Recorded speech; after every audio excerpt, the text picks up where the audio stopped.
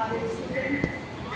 मुझे बहुत ही खुशी हो रही है कि मैं अपने चैलेंजर यूनिवर्सिटी में आई हूँ और एक बहुत ही रिलेटेड टॉपिक है जिससे मैंने रिसर्च किया है और मैंने इस पर स्टडी भी की है।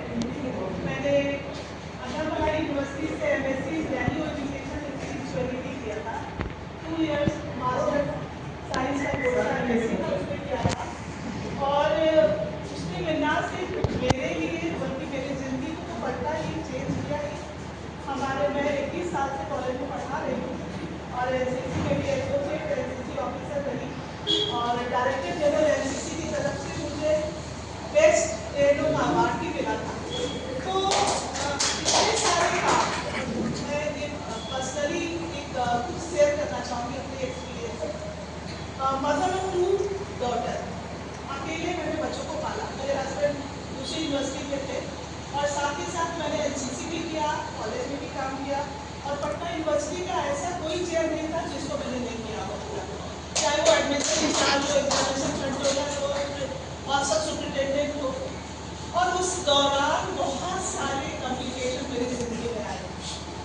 थायराइड हो गया, ब्लड प्रेशर हो गया, माइग्रेन हो गई और उन सब चीज़ों को मैंने ओवरकम किया और ये मेरी लाइफ की एक वास्तविक एक्सपीरियंस है जो मैं शेयर करना चाहती हूँ अपने यंग जनरेशन के साथ, सो दैट कि उनकी लाइफ की जो चैलेंजेस हैं उनको वो कैसे बखूबी निभा सके और साथ ही साथ अपने आप को मेंटल पीस और हैप्पीनेस और ब्लिस की सिचुएशन में रख सके। क्योंकि हर व्यक्ति, हर बंदा चाहता है मेंटल पीस, शांति चाहिए, आनंद चाहिए, खुशी चाहिए, लेकिन वो चाहिए तो है, लेकिन उसकी तलाश मृत तृष्णा की तलाश की तरह होती है। हम भटक रहे होते हैं, बच्चे हो जाएंगे तो खुश हो जाएंगे, नौकरी हो जाएंगे तो खुश हो जाएंगे, पैसे हो जाएंगे तो खुशी मिलेगी, लेकिन वो हमसे दूर चली जाती है। What is the cause, what is the remedy, what is the solution, ये सारी चीज़ों में मैं बात करना चाहूँगी आपके सामने और उसको मैंने जेंडर इक्वालिटी के साथ जोड़ा। और मेरी जो जेंडर इक्वालिटी का कॉन्सेप्ट है, आपने जो अभी तक लिटरेचर रिव्यू में पढ़ा होगा वो सारी चीज़ें इसमें नहीं। अक्सर लोग जेंडर इक्वालिटी की बात करते हैं, मेल फीमेल इनइक्वालिटी की बात करते हैं, मेल शॉविनिज्म की बात करते हैं, उसकी बात नहीं करें। मैं इसको साइकोलॉजिकल एस्पेक्ट में देखने की मैंने कोशिश की है और क्यों इतनी ज़्यादा राइवलरी होती है ये अपोजिट जेंडर में और क्यों नहीं इनके बीच में कोऑपरेशन हो पाता है, क्यों सुप्रीमेसी के कॉन्टेक्स्ट होते हैं। इन सारे उसूल को मैंने बहुत ही आपका ज़्यादा समय नहीं लूँगी, मैं ब्रीफली समराइज करने की कोशिश करूँगी। फर्स्ट, मेरी जो स्लाइड्स है वो ये 5-6 बिंदुओं पर होंगे। सबसे पहले रेशनल ऑफ द स्टडी है, फिर ऑब्जेक्टिव है, फिर what is value education and spirituality, gender और इक्वालिटी का कॉन्सेप्ट क्या है और relation between value education spirituality और जेंडर इक्वालिटी को हम देखने की कोशिश करेंगे। नेक्स्ट, सबसे पहले जब हम बात करते हैं इसके दो टर्म, वैल्यू एजुकेशन और स्पिरिचुअलिटी, आपको लग रहा हो कि मैच क्या बोल रही है, लगता है जंगल जाना होगा, सन्यासी बनना होगा, बैरागी करना होगा, ये सारी चीजें। वैल्यू इकोनॉमिक्स में अगर हम वैल्यू की बात करें, मैम यहाँ बैठी हुई है, तो वैल्यू जिसमें भी आप लगाएंगे उसकी प्राइस हो जाती है। लेकिन सोशल साइंस में जब हम वैल्यू की बात करते हैं तो वो एक पॉजिटिव कनोटेशन से यूज की जाती है। तो जब हम वैल्यू एजुकेशन, हम सब शिक्षा शास्त्री हैं और एजुकेशन की बात करते हैं, तो एजुकेशन में विवेकानंद ने कहा था कि education is the means for character transformation. जब आप चरित्र का निर्माण करें तभी वैल्यू एजुकेशन होती है। और मैं उसी तरफ आपको ले जाना चाहूँ कि जो हम बात करते हैं कि कुछ रोज लर्निंग हो जाए, अच्छे सर्टिफिकेट मिल जाए, गोल्ड मेडल मिल जाए, उसको एजुकेशन के साथ जोड़ना है, लेकिन नहीं। अगर हम एजुकेशन को वैल्यू प्रेफरेंस देना चाहते हैं तो इसको जोड़ना होगा स्पिरिचुअलिटी के साथ। What is spirituality? अगर हम बात करें कि स्पिरिचुअलिटी क्या है, तो लोग कहेंगे कि हरिद्वार छोड़ दो, फैमिली छोड़ दो, पैसे छोड़ दो, संन्यास ले लो तो स्पिरिचुअलिटी होगी। No, spirituality is a way of life. आपके जीवन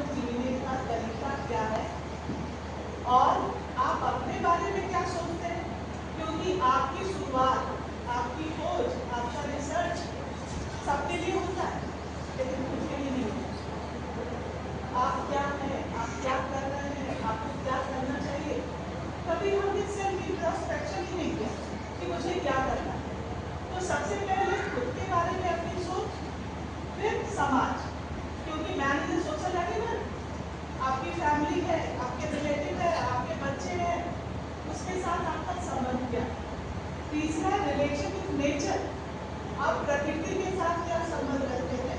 और चौथा रिलेशन विथ यूनिवर्स, आप पूरे विश्व के साथ, क्योंकि वो कहते हैं वसुधैव कुटुंबकम, तो क्या हमारा रिलेशन उसके साथ हार्मनी का है या हम एक दूसरे के साथ फाइटिंग स्पिरिट में चल रहे हैं, अपोजिट स्पिरिट में चल रहे हैं।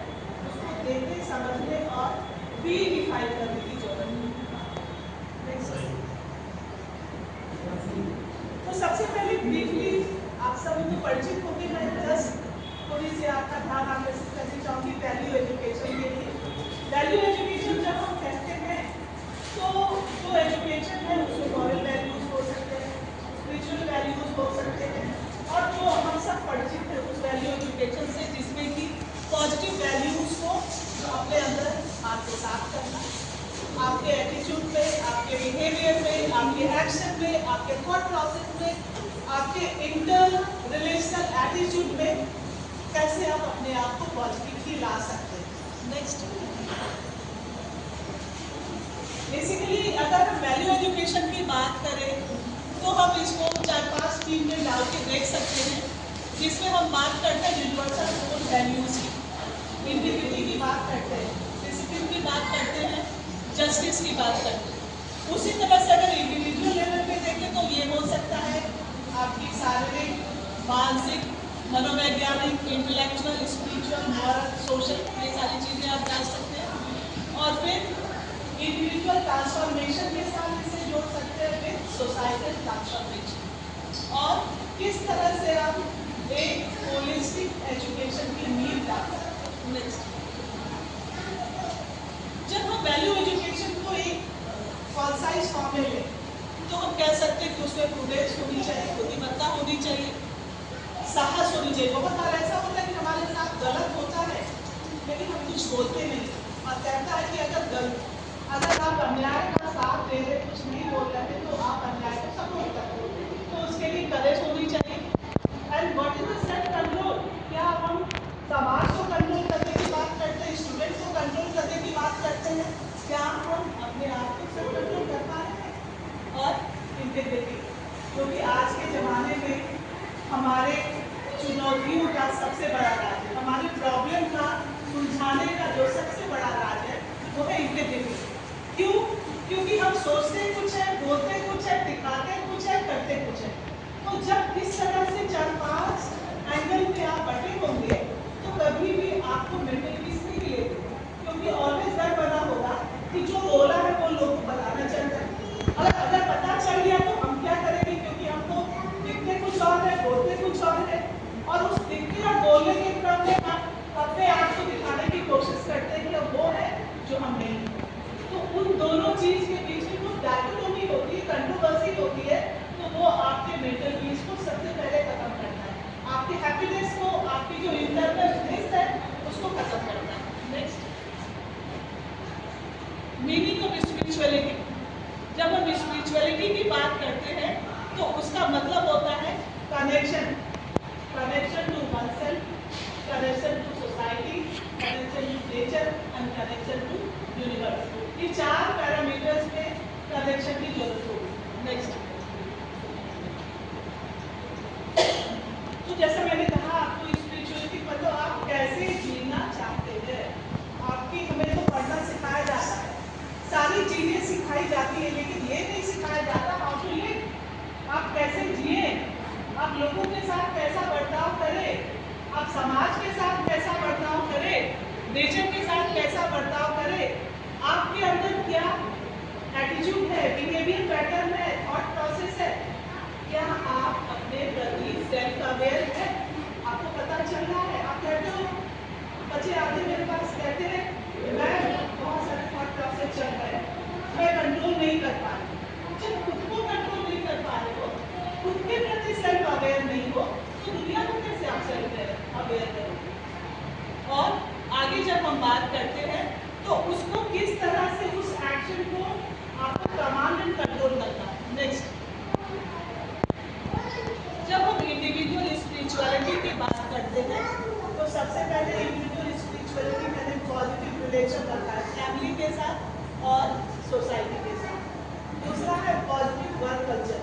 आज हम जितना पढ़ते हैं उतने सेल्फिश होते जा रहे हैं। जितना पैसा कमा रहे हैं पहले इतने पैसे नहीं होते।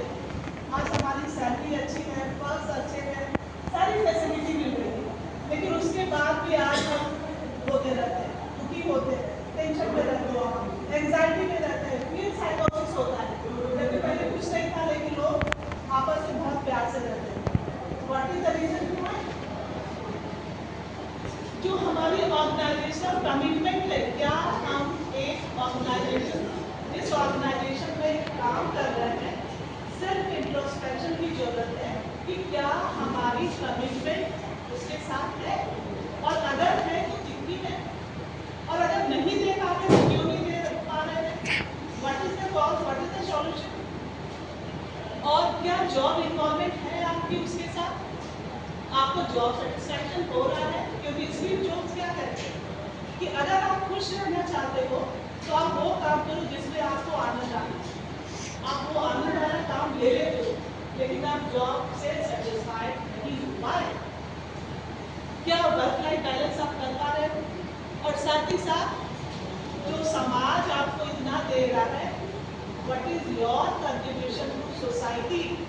आप समाज को वो दे पा रहे हो जो देना चाहते हो, या जो आप एक्सपेक्ट करते हो समाज से कि मुझे मिलना चाहिए, क्या वो आप उसे रिटर्न कर पा रहे हो? नेक्स्ट, अब हम बात करते हैं जेंडर इक्वालिटी से। जेंडर इक्वालिटी से सभी परिचित है कि हम मेल फीमेल जेंडर के इक्वालिटी की बात करते हैं, इक्वल स्टेटस की बात करते हैं, इक्वल एजुकेशन की, इक्वल अपॉर्चुनिटी की बात करते हैं। और यूरोप के कंट्रीज में एक नेक्स्ट एक नया टर्म है जेंडर मेल स्ट्रीमिंग की बात करते हैं। जेंडर मेल स्ट्रीमिंग में कहते हैं कि male and female are different, और जो वो डिफरेंट है तो उनकी नेसेसिटी डिफरेंट है, उनकी नेचर डिफरेंट है, उनकी अर्थ डिफरेंट है, तो उनके लिए पॉलिसी में डिफरेंट बनाने की जरूरत है। और मेल और फीमेल एक दूसरे के साथ कंपटीशन में नहीं है, क्योंकि physically, mentally, psychologically, emotionally, socially they are different. तो उनकी जो मेल जो पॉजिटिव फ्रेमिंग हो, उसको अलग अलग ढंग से देखने की जरूरत है, और उसको प्रोएक्टिव मेजर्स में लागू करने की जरूरत है, सो दैट कि समाज में एक दूसरे के साथ हम कोऑपरेशन और कोऑर्डिनेशन में भी रह सके, और जो आपस में कॉन्फ्लिक्ट ऑफ इंटरेस्ट है वो ना हो पाए। नेक्स्ट, आगे चलिए, ये तो मैंने बताया। नेक्स्ट, बात करता है स्पेसिफिक पॉलिसीज की, और जेंडर के लेवल पे specific policy man and women की जो पॉजिटिव एक्शन है उसको डिजाइन करने की जरूरत है, सो दैट कि हमारी जो गोल है हैप्पीनेस, पीस एंड प्रॉस्पेरिटी की, वो कैसे हासिल कर सकें। नेक्स्ट, और एक उसी से रिलेटेड है कि इक्वालिटी को अपनाते हुए जेंडर को हम अनइक्वल लेवल पे ना दिखे, बल्कि दोनों को अलग अलग लेवल पे फायदा हो सके। नेक्स्ट, और जेंडर इक्वालिटी के जो चैलेंजेस है, जैसे आप देखते हैं कि ये स्टीरियोटाइप है, लोगों के बीच में जो थॉट प्रोसेस है वो फेमिनिटी और मैस्कुलिनिटी कंस्ट्रक्ट अलग अलग हैं, उनके बारे में जो थॉट प्रोसेस है उसकी बात करते हैं, और लेजिस्लेटिव मेजर्स की बात करते हैं। इन सारी चीज़ों को मैं एक साथ समराइज करने की कोशिश करती हूँ। What will be the way out, किस तरह से हम जेंडर इक्वालिटी को समाज में ला सकते हैं, और खुद भी कैसे पीस, प्रॉस्पेरिटी, हैप्पीनेस और ब्लिस ला सकते हैं। तो इसके लिए सबसे पहले सेल्फ इंट्रोस्पेक्शन की जरूरत होगी। हमें ये जानना होगा मैं कौन हूँ। तो जब हम अपने बारे में बात करते हैं तो हम कहते हैं कि मैं एक फिजिकल, मेरा नाम है और मैं ये डेजिग्नेशन में हूँ, और उसको मैं अपना मान लेती हूँ। लेकिन अगर आप खुद इसी की गौर कीजिए तो आप पाएंगे कि आप एक फिजिकल फीचर ही नहीं है, इसके अलावा भी आपकी कोई बीइंग है। आप कहते हो I am a human being, तो आप ह्यूमन नहीं कहते हो, तो इसका मतलब यू हैव कॉन्शसनेस। और जब किसी बॉडी में कॉन्शसनेस आती है तो वो सिर्फ आपके फिजिकल अपीयरेंस नहीं, जब आप बीइंग की बात करते हो तो वो आपकी बॉडी, माइंड एंड सोल, इन तीन चीजों से बनती है। आप लंच, डिनर, ब्रेकफास्ट लेते हो,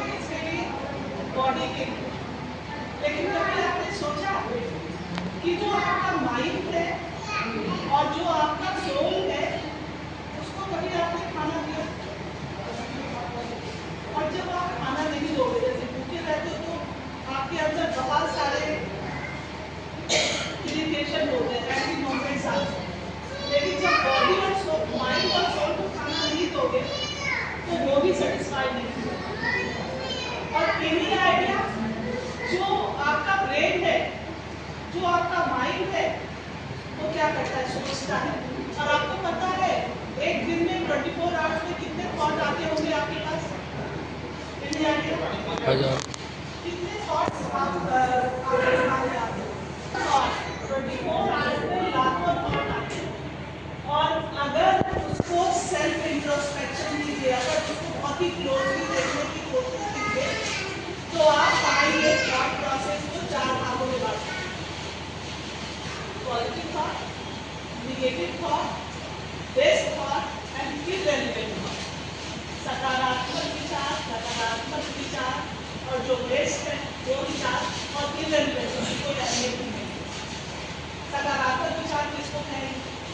जो आपकी लाइफ में वैल्यू एडिशन, जो मैंने पहले बात की, पॉजिटिव ट्रांसफॉर्मेशन, वो सकारात्मक। नेगेटिव, जो आपके अंदर anxiety, tension, depression, frustration, fear, वो होता है। और तीसरा है वेस्ट थॉट। वेस्ट थॉट क्या होता है? जिसका, जैसे हम कहते हैं, हम लोग पॉलिटिकल साइंस में सिस्टम थ्योरी में कहते हैं कि इनपुट आउटपुट, तो इनपुट जो डालेगा तो आउटपुट में आएगा, तभी वो बेस्ट सिस्टम थ्योरी होगी। लेकिन अगर इनपुट डाले और आउटपुट में कुछ भी ना आए, जीरो सम गेम हो, तो क्या कहेंगे उसको? कि कुछ भी नहीं हासिल हो पाया। तो बेस्ट थॉट वही। और बेस्ट थॉट कौन से है?